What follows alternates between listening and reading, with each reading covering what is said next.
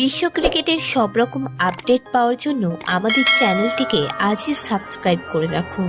পাকিস্তানের বিপক্ষে প্রথম টেস্ট ম্যাচে দুরন্ত লড়াই দিল এবার বাংলাদেশ ক্রিকেট দল। টেস্টের তৃতীয় দিনে বাংলাদেশের ব্যাটাররাও পাক বোলারদের বিরুদ্ধে ভালোই লড়লেন। দিনের শুরুতেই 2 উইকেট হারিয়েছিল বাংলাদেশ, যদিও খারাপ সময় দলকে রক্ষা করলেন সাদমান ও মমিনুল। অল্পের জন্য 17 রান হাতছাড়া করেন ওপেনার সাদমান, না হলে বাংলাদেশের রান আরও বাড়তে পারত। তৃতীয় দিনের শেষে বাংলাদেশ করল 5 উইকেটে 316 রান। বাংলাদেশ ক্রিকেট দলের 4 জন ব্যাটার এদিন অর্ধশতরান করেন, কিন্তু চিন্তার বিষয় এটাই, সাকিব আল হাসান আবারও ব্যর্থ। এই মুহূর্তে ক্রিজে রয়েছেন লিটন ও মুশফিকুর।